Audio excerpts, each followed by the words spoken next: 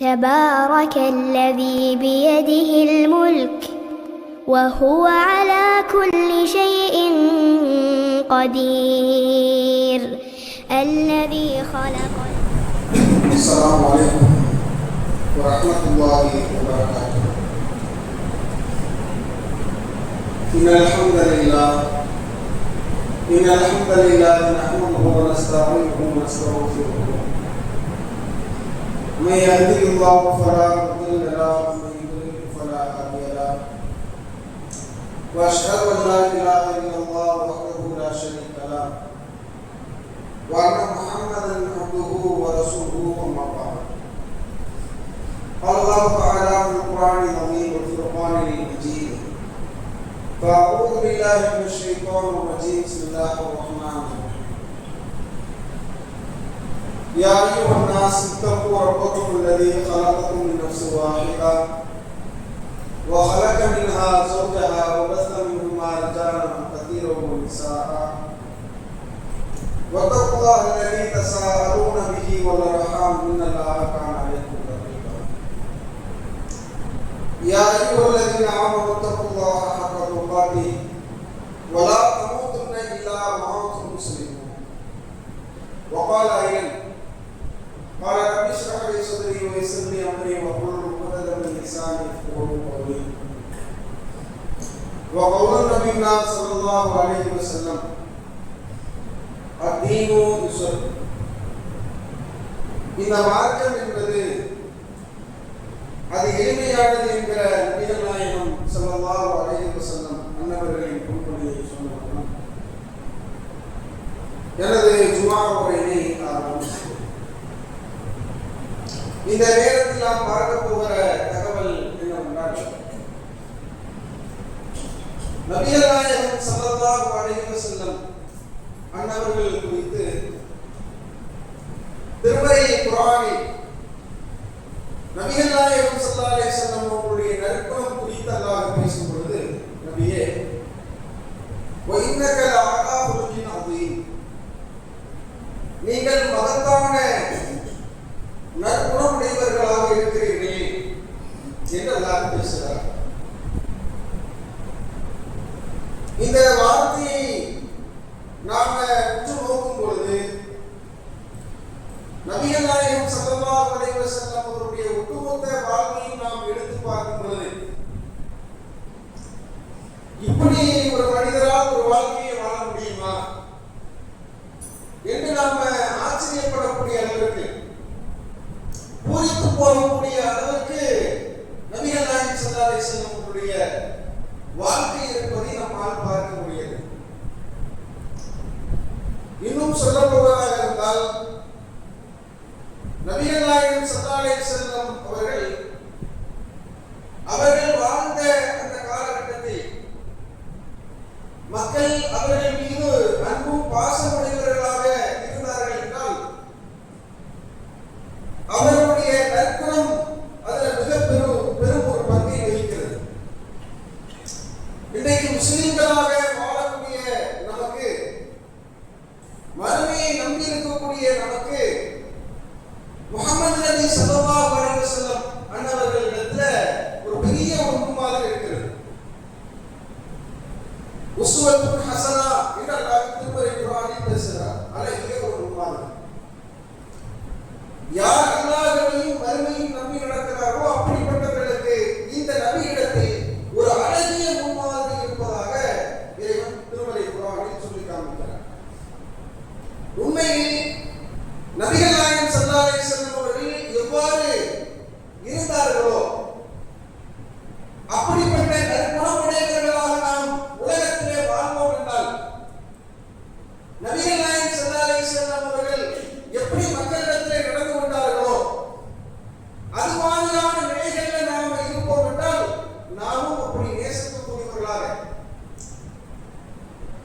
அந்த குணத்தின் வாயிலாக நேசத்திற்குரியவர்களாக நாம் ஆகலாம். ரசூலுல்லாஹ்வுடைய தன்மை முழுவதுமாக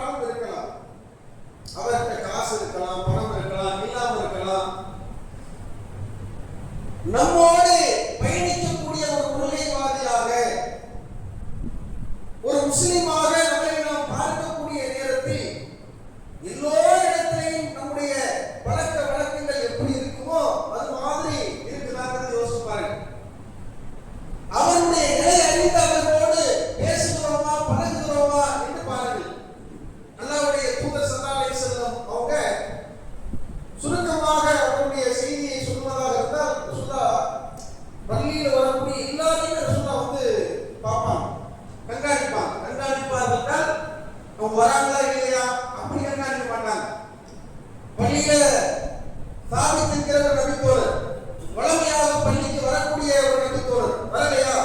என்னாச்சு, அவங்க என்ன ஆனாங்க, என்னப்பா சாபித் எப்பவும் பள்ளிக்கு வருவாங்க, என்னாச்சு என்னன்னு சொல்ல விசாரிப்பாங்க. பள்ளியில வேலை செய்யக்கூடிய ஒரு பெண்மணி, என்னாச்சு ஆள காணவன் விசாரிப்பாங்க.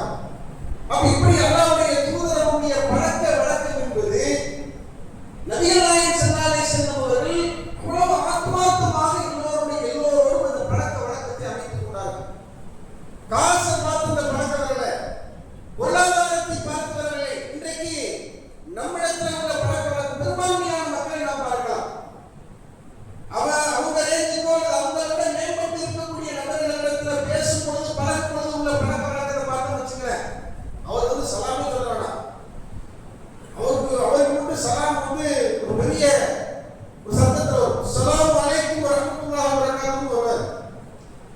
ஆனால் அவரை விட நலிவடைந்த நிலையிலேயோ பொருளாதாரத்திலேயோ ஏதோ ஒரு நிலையில் இருக்கார் அப்படின்னா அவர்கிட்ட பேசும்பொழுது பழகும் பொழுது உள்ள சூழலை பார்க்கும்போது ஒரு சலாமோட அப்படின்னு போறாரு.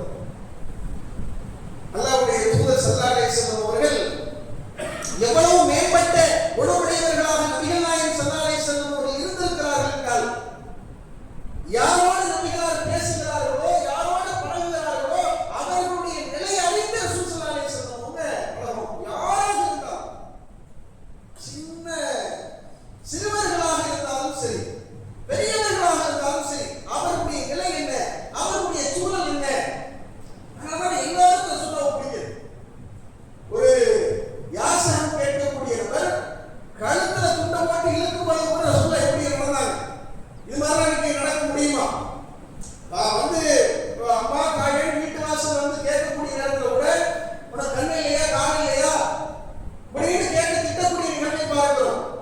நபிகள் நாயகம் ஸல்லல்லாஹு அலைஹி வஸல்லம் அவர்கள் ஒரு ஆட்சியாளராக இருக்கக்கூடிய ஒரு சூழலிலே நபிகளுடைய கழுத்திலே துண்டை வைத்து இழுத்து கொடுங்க அப்படின்னு கேட்கிறாங்கன்னா, ரசூல் ஸல்லல்லாஹு அலைஹி வஸல்லம் அவங்க அவங்களுடைய நிலையை அறிந்து அந்த இடத்துல ஏன்னா அவ்வளவு பசி எடுத்து துண்டை போட்டு இழுக்கிறாங்கன்னா எவ்வளவு சிரமத்தால் இருப்பான், எவ்வளவு கஷ்டத்தை. நம்ம ஒரு ஆட்சியாளர், ஒரு ஆன்மீக தலைவர் என்பதை எல்லாம் தெரிந்த பிறகு கூட இப்படி செய்கிறார்கள் என்றால் அவன் நிலை என்ன யோசிச்சாங்க சொல்லலாம்.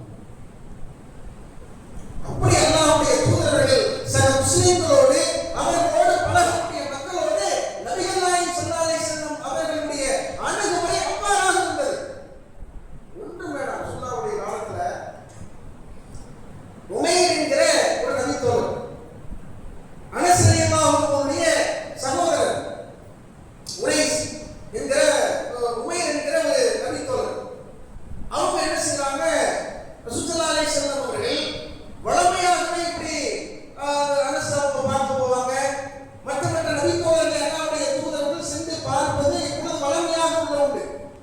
இந்த உமைர் என்ன செய்கிறார்கள், ஒரு சின்ன சிட்டுக்குருவியை வளர்க்குறாங்க. இப்போ நம்ம ஊர்ல உள்ள பசங்க வளர்ப்பாங்க இல்லையா, கோழி குஞ்சு வளர்ப்பாங்க, சின்ன சின்ன அவங்களுக்கு ஆசை பிராணிகளை வளர்ப்பார்கள், புறாவை வளர்ப்பாங்க, கிளியை வளர்ப்பாங்க, இப்படி அவங்களுக்கு விருப்பப்பட்ட பிராணிகளை வளர்ப்பாங்க. அது மாதிரி உண்மையை என்ன செய்யறாங்க, ஒரு சின்ன சிட்டுக்குருவியை வளர்க்குறாங்க. சிட்டுக்குருவியை வளர்க்குற நேரத்தில் அது இறந்து போச்சு ஒரு மாதிரி ஒரு சோகமா இருக்காது. ரசூல் ஸல்லல்லாஹு அலைஹி வஸல்லம் அவர்கள் வளமையாக அவங்க வீட்டுக்கு போற ரசூல் ஸல்லல்லாஹு அலைஹி வஸல்லம் அவங்க போய் பார்க்கறாங்க, உண்மையை மட்டும் ஒரு மாதிரி சோகமா இருக்கிறாங்க. இது ஏதாவது பெரிய துக்கத்துக்குரிய ஒரு நிகழ்வா? இந்த செய்தி என்பது உமையர்கள் மௌனமாக இருக்கிறார்கள். ஏதோ சின்ன பையன், அவங்க சிறுவன் நம்ம அதை பெருசா இன்னைக்கு யாருமே பார்க்க உறவுக்காரனுடைய வீட்டுக்கு நீங்கள் செல்கிறீர்கள், வீட்டில் சின்ன பையன் ரொம்ப ஒரு நல்லா இருக்கலாம் அப்படின்னா பெரிய அளவுக்கு யாரும் அதை கண்டுக்க மாட்டாங்க. என்ன வேலையோ அந்த வேலையை பார்த்து கடந்து விட்டு சென்று விடுவார்கள். எதற்காக சென்றார்களோ அதை பேசிவிட்டு கடந்து செல்வார்கள். நபிகளாரை பாருங்கள், சென்ற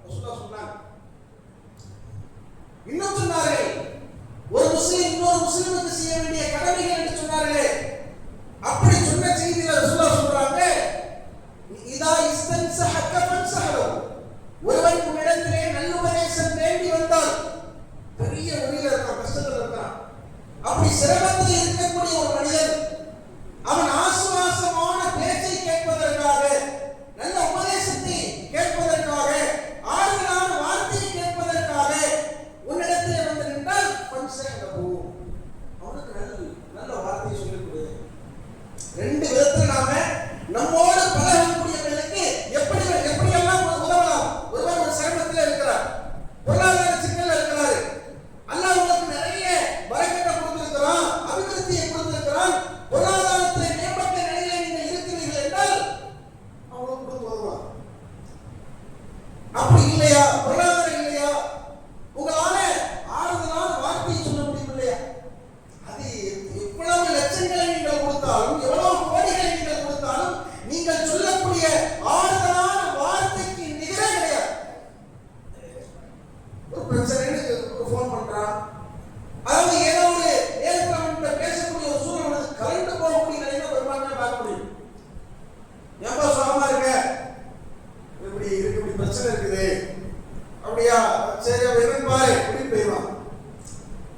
அந்த நேரத்தில் கவலைப்படாதப்பா, ஊர்ல இல்லாத பிரச்சனை எல்லாருக்கும் பிரச்சனை தான், அல்ல லேசாக கவலைப்படாத, அல்ல எப்படியாவது உதவி செய்வான், அல்லாஹ்விடத்தில் துஆ செய், இறைவன் நினைத்தால் எந்த நிலையிலிருந்து உன்னை காப்பாற்றுவான், கவலைப்படாத, அல்லாஹ்ட்ட தொழுது துஆ செய், தஹஜ்ஜுத்ல கேளு.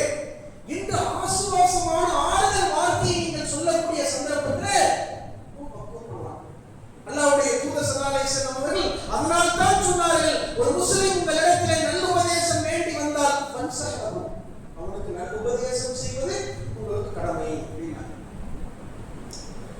இதுல ஒரு அற்புதமான ஒரு சம்பவம், அல்லாஹ்வுடைய தூதர் ஸல்லல்லாஹு அலைஹி வஸல்லம் அவருடைய காலகட்டத்தில் அபூ ஹுரைரா ரலியல்லாஹு அன்ஹு அவங்களை பற்றி உங்களுக்கு தெரியும், பெரும்பான்மையான செய்திகளை மக்களுக்கு அறிவித்திருக்கிறார்கள், கிட்டத்தட்ட ஆயிரக்கணக்கான ஹதீஸ்களை அறிவித்திருக்கிறார்கள். அவ்வளவு செய்திகளை அபூ ஹுரைரா அறிவித்திருக்கிறார்களே, ஆனால் அபூ ஹுரைரா அவருடைய நிலையை பார்க்கும்போது நபியார் வாழ்ந்த காலகட்டத்தில் அவ்வளவு செய்திகளை அறிவித்திருந்தாலும் ஒரு ஏழ்மை சஹாபியாக இருந்தார்.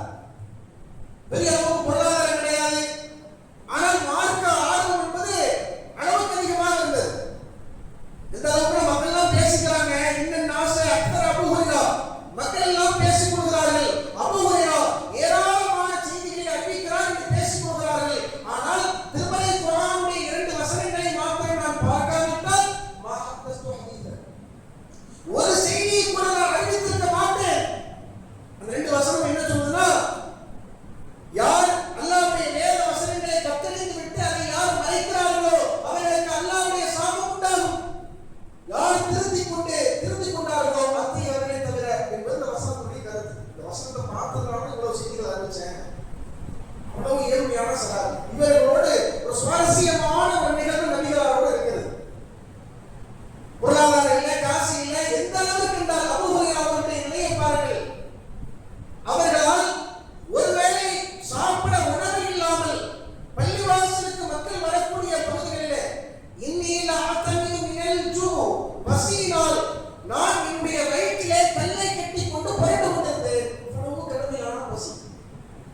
இந்த பசியில அபூ ஹுரைரா இருக்கும்போது கூட அவங்க நினைச்சா யார்கிட்டையும், அதாவது இது மாதிரியான சிரமங்கள் இருக்கக்கூடிய நேரத்தில் அவர் யாசகம் கேட்கலாமா, உதவி வேண்டலாமான்னா வேண்டலாம் இல்லையா. அப்படி இருக்கக்கூடிய நிலையில் அபூ ஹுரைரா அவங்களை பாருங்க, பெருந்தன்மையா இருக்காங்க, ஒரு கூச்ச சுபாவம். நம்ம எப்படி கேட்கிறது, பள்ளிவாசலுக்கு வரக்கூடிய பாதையில அமர்ந்திருக்கிறார்கள், அங்க இருக்கிறாங்க, யாராவது வரமாட்டார்களா, நமக்கு ஒருவேளை உணவு கிடைத்து விடாதா, சாப்பாடு கிடைச்சிடாதா அப்படின்னு பசியில அபூ ஹுரைரா அவங்க நிக்கிறாங்க. இருந்தா அங்க பாக்குறாங்க, முதல்ல மர்ரபி அபூபக்கர் ரலியல்லாஹு அன்ஹு அவர்கள் அபூ ஹுரைரா அவர்களை கடந்து செல்கிறார்கள். கடந்து செல்லக்கூடிய வேளையில அபூ ஹுரைராவுக்கு சந்தோஷம், அபூபக்கர் அவங்களை பார்த்துட்டோம், நமக்கு ஏதாவது சாப்பாடு கிடைக்கும், சாப்பிட்டு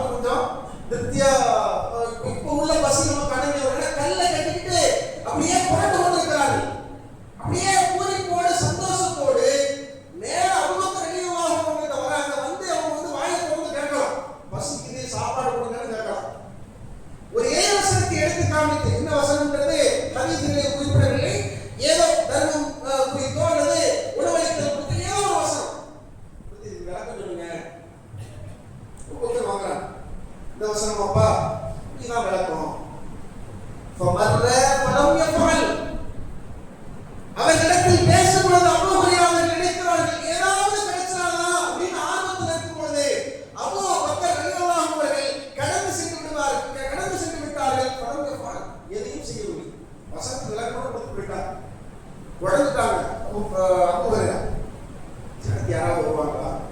ஃபமர்ரபி உமர், அந்த நேரத்தில் தான் உமர் ரலியல்லாஹு அன்ஹு அடுத்ததாக வராங்க.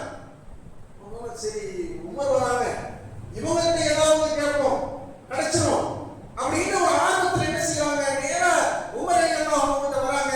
இந்த வசனத்துக்கு ஏற்கனவே விளக்கம் கொடுத்தாச்சு. அபூ ஹுரைரா அவர்களுக்கு தேவைப்படுவது விளக்கம் அல்ல, அபூ ஹுரைரா அவர்களுக்கு தேவைப்படுவது ஒருவேளை உணவு தேவைப்படுகிறது. என் வயிற்றிலே கல்லை கட்டிக் கொண்டு புரண்டு கொண்டிருக்கிறேனே, ஒரு வாய் உணவு எனக்கு கிடைத்தால் போதும் என்பதுதான் அபூ ஹுரைராவுடைய எதிர்பார்ப்பு. வாயிலிருந்து கேட்கலாம், கேட்கல. உமர்ட்ட வராங்க, என்ன விளக்கம் பார்க்கறாங்க. உமர் அவர்களும் விளக்கத்தை சொன்னார்கள். ஆனால் என்ன நோக்கத்திற்காக நான் கேட்டேனோ, என் பசியாற்றுவதற்காக அல்லவா நான் கேட்டேன். ஆனால் என் தேவையை பூர்த்தி செய்யாமல் எனக்கு தேவையான விளக்கத்தை கொடுத்தார்களே ஒழிய ஒன்றுமே செய்யல. இந்த நேரத்தில் தான் இந்த செய்தியை நீங்கள் பார்க்கலாம். அபுல் காசிம் ஸல்லல்லாஹு அலைஹி வஸல்லம், அப்பொழுது வெகு தொலைவிலே நபிகள் நாயகம் ஸல்லல்லாஹு அலைஹி வஸல்லம் அவர்களை நான் கண்டேன். செய்தியை பார்க்கும்போது பாருங்க, வெகு தொலைவிலே ரசூல் ஸல்லல்லாஹு அலைஹி வஸல்லம் பார்த்தாங்க. பார்த்த உடனே அபூ ஹுரைரா அவர்கள் வாய் திறந்து அபூபக்கர் அவர்களிடத்திலே, உமர் அவர்களிடத்திலே எப்படி வாய் திறந்து வசனத்தை கேட்டார்களோ அதுபோல எந்த விளக்கத்தையும் கேட்கவில்லை. நபியாருடைய பழக்கத்தை பாருங்கள், நபியாருடைய நேசத்தை பாருங்கள். சக சகோதரத்திலே எவ்வாறு அல்லாஹ்வின் தூதர்கள் அணுகியிருக்கிறார்கள் அப்படின்றத பாருங்க. வெகு தொலை வாயை திறந்து உண்மை கேட்கல. வெகு தொலைவில் நபியாரை பார்க்கிறேன். என்னை பார்த்தவுடனே நபிகள் நாயகம் ஸல்லல்லாஹு அலைஹி வஸல்லம் அவர்கள் ஒரு பொன் முறுவல் சிரிப்பு சிரிக்கிறார். அவங்களுக்கு தெரியுது அபூ ஹுரைரா எதுவுமே கேட்கல.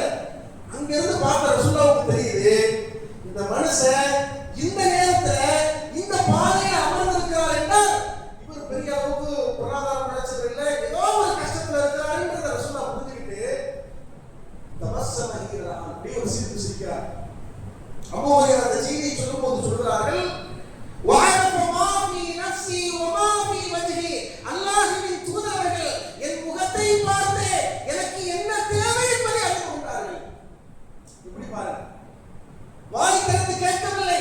என்னோடு பழகக்கூடிய ஒருவன், என்னோடு இருக்கக்கூடிய ஒருவன், அவன் தேவை என்ன என்பதை அகத்தின் அல்லது முகத்தில் தெரியும் என்பார்கள். புரிச்சுக்கிறாங்க. வந்த ரசூலுல்லாஹ் எதையுமே பேசல. யா பாஹிர், அபூ ஹுரைரா அவங்களை செல்லமா கூப்பிடுவாங்க. யா பாஹிர், அபூ ஹுரைராவே என்று அழைக்கும் பொழுது நபிகளுடைய உரைத்த அந்த சத்தம் நம் பசியை போக்குவதற்கு தான் அல்லாஹ்வின் தூதர்கள் நம்மை அழைக்கிறார்கள். அல்லாஹ்வுடைய தூதர்கள் நம்ம பார்த்தோடனே சிரிச்சுட்டாங்க, ஏதோ நமக்கு சாப்பாடு வரப்போகுதுங்கிற உற்சாகத்தில் அபூ ஹுரைரா என்ன செய்றாங்க, லப்பைக யா ரசூலல்லாஹ், அல்லாஹ்வின் நபியே இதோ இங்குதான் இருக்கிறேன் அப்படிங்கிறாங்க. என்ன கேட்கிறாங்க ரசூலுல்லாஹ், கூட வாங்க. எதையும் பேசவில்லை பாருங்கள், எந்த வார்த்தையும் பேசவில்லை. எனக்கு பசிக்கிறது என்று சொல்லவில்லை, இறைவசனத்துக்கு உண்டான விளக்கத்தை கேட்கவில்லை. எழுந்திருங்கள் அபூ ஹுரைரா அவர்களே, வாருங்கள் என்னோடு என்று அழைத்து செல்கிறார். அபூ ஹுரைரா போயிட்டே இருக்கிறாங்க. போன வீட்டுல ஒரு சின்ன பாத்திரத்துல பால் இருக்குது. பார்த்த உடனே சந்தோஷம் அபூ ஹுரைராவுக்கு கை உடல கால் உடலையே, நமக்கு வயிறு இன்னைக்கு நிறைஞ்சிரும். அவ்வளவு பசி இல்லையா? கடும் பசியில இருக்கக்கூடிய ஒருவருக்கு நீங்கள் எவ்வளவு லட்சங்களை கொடுத்தாலும் அந்த லட்சத்தை சாப்பிட முடியுமா? பணத்தை சாப்பிட முடியுமா? அந்த நேரத்தில் ஒரு குவளை உணவு அவர் வாயிலே சென்றாலும் அதை விட திருப்தி வேற எதுவும் இருக்க முடியாது. அவ்வளவு பசியில பார்த்தவுடன் அந்த பாத்திரத்தை பார்த்தவுடன் வேற சொன்னா, யா பாஹிர், அபூ ஹுரைராவை அழைக்கிறார்கள். லப்பைக யா ரசூலல்லாஹ், அல்லாஹ்வின் நபியே இதோ இங்குதான் இருக்கிறேன். அவங்களுக்கு என்ன ஆர்வம், தூக்கி ரசூலுல்லாஹ் கொடுத்துருவாங்க. ரசூலுல்லாஹ்வுடைய பழக்கம் என்ன, அதாவது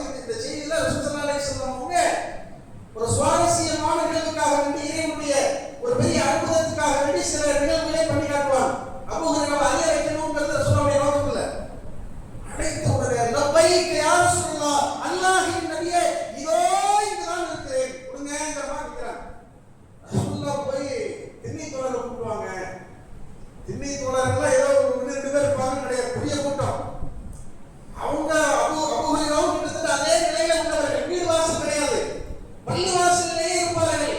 யாரும் பள்ளிவாசலுக்கு வந்து உணவளித்தால் அந்த உணவை வாங்கி சாப்பிட்டுக் கொள்வார்கள். அல்லாஹ்வின் தூதருடைய பழக்கத்தை பார்த்து எப்படி இருக்கிறான் பாருங்க. எனக்கு எதையும் சேர்க்கல.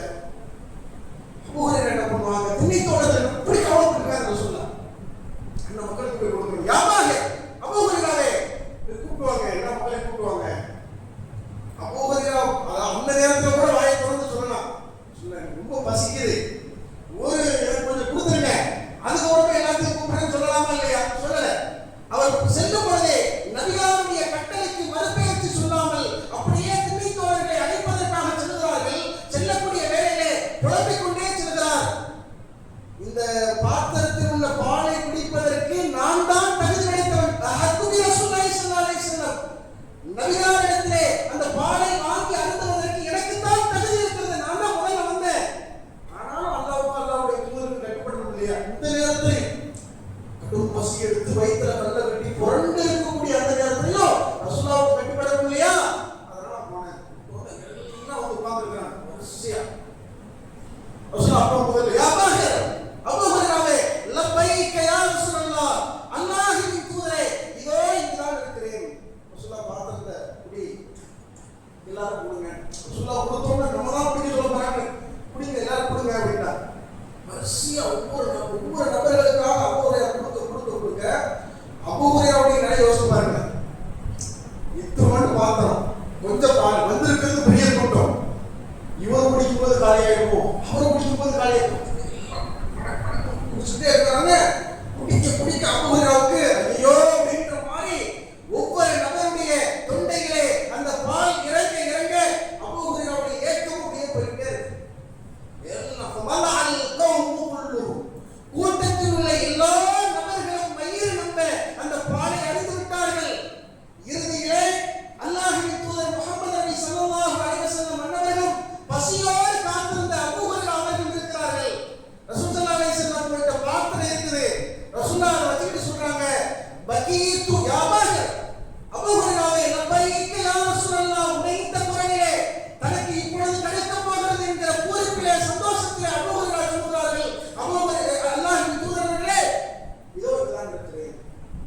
பகீத்து அனவந்த, எல்லோரும் குடித்து நானும் நீங்களும் தானே மிச்சம் இருக்கிறோம். சதக்த யா ரசூலல்லாஹ், அல்லாஹ்வின் நபியே நீங்கள் உண்மையைத்தான் சொன்னீர்கள். இங்கே நம் இருவரை தவிர எல்லோருடைய வயிறு நின்று விட்டது. குடிங்க குடிங்கிறாங்க.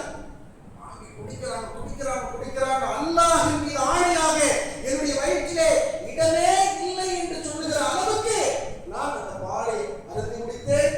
பிறகு ரசூலுல்லாஹ் அதை வாங்கினாங்க, பிஸ்மி சொல்லி கொடுத்தாங்க, ரசூலுல்லாஹ்வும் குடிச்சு முடிச்சாங்க. இந்த செய்தியை நாம கவனிக்க வேண்டிய விஷயம், ரசூலுல்லாஹ்வுடைய அந்த நிலையை பாருங்க.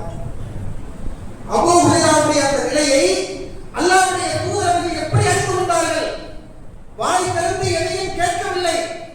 என்னுடைய சக தோழனுக்கு, என்னோடு பழகக்கூடிய ஒருவருக்கு ஒரு பிரச்சனை என்றால் அவருடைய முகத்தை அறிந்து அவருடைய தேவை அல்லாஹ்வுடைய தூதர் பூர்த்தி செஞ்சார்கள். அல் முஸ்லிம் ஆஹுல் முஸ்லிம், ஒரு முஸ்லிம் இன்னொரு முஸ்லிமுக்கு சகோதரன். நீங்கள் ஒரு சகோதரனுக்கு உதவக்கூடிய காலமெல்லாம் அல்லாஹ் உங்களுக்கு உதவி கொண்டிருக்கிறார். உங்களால் என்ன முடியும்? ஆறுதான் வார்த்தை சொல்ல முடியுமா? அதை சொல்லுங்க. உங்களால் அந்த நிலையிலிருந்து அவனை மீட்டெடுக்க முடியுமா? அதை செய்யுங்கள். அவன் உடைந்து நொந்து நொப்பலப்படக்கூடிய வேலையை செய்யாது. இது ரசூல் ஸல்லல்லாஹு அலைஹி வஸல்லம் அணுகுமுறை, ஒரு மகத்தான நற்குணம். அப்படிப்பட்ட நற்குணம் உடையவர்களாக அல்லாஹ் ரப்பல் ஆலமீன் நம்மவர்கள் அனைவரையும் ஆக்கி அருள்வார்கள் என்று கூறி என் முதல் உரையை முடிக்கிறேன்.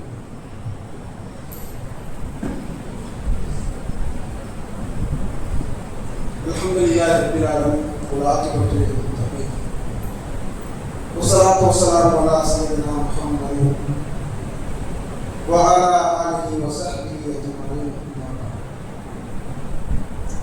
எல்லாம் அல்லாஹ்வின் நல்லடியார்களே, அல்லாஹ்வுடைய தூதர் ஸல்லல்லாஹு அலைஹி வஸல்லம் அவங்களுடைய நற்குணம் குறித்து நாம் பார்த்தது ஒரு துணுக்கு செய்தி.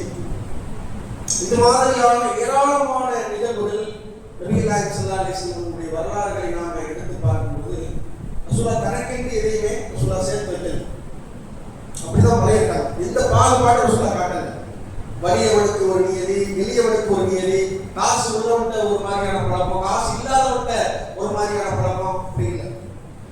ரசூலுல்லாஹ்விடத்துல யார் என்ன கேட்டாலும் அல்லாஹ்வுடைய தூதர் வாரி இறைத்து கொடுக்கக்கூடியவர்களாக, எல்லோரிடத்திலையும் நல்ல விதத்திலே பழகக்கூடிய ஒரு மனிதராகத்தான் அல்லாஹ்வுடைய தூதர் அவங்க இருந்திருக்கிறாங்க. அதனால தான் அல்லாஹ் திருமறை குர்ஆன்ல இன்னக லஅலா ஹுலுகின் அதீம், நீங்கள் மகத்தான நற்குணம் உடையவர்களாக இருக்கிறீர்கள் என்று அல்லாஹ் திருமறை குர்ஆன்ல சொல்றார். ஸல்லல்லாஹு அலைஹி வஸல்லம் குறித்து ஹதீஸ்களை நாம் பார்க்கும் பொழுது நபிகளாருடைய குணநலம் அனைத்துமே அது குரானாகவே இருந்தது என்பதை நாம் பார்க்கலாம். அப்படிப்பட்ட நற்குணங்களை முன்மாதிரியாக எடுத்து நாம முன்மாதிரியாக எடுத்து அப்படிப்பட்ட நற்குணம் உடையவர்களாக ஆவதற்கு அல்லாஹ் வழிவகை செய்வானாக என்று கூறிய உரை கொடுத்துக் கொள்கிறேன். வாசல் அல்லாஹ் அல்ஹம்துலில்லாஹ் ரப்பில் ஆலமீன். அல்லாஹ்வுடைய தூதரை பார்க்க மறந்து விட்டோம், நபி அவர்களை பார்க்க மறந்து விட்டோம். அதனுடைய விளைவுதான் இன்றைக்கு ஆடம்பரத்தில் உச்சகட்டத்தை இன்ன பிற மக்களையே அடி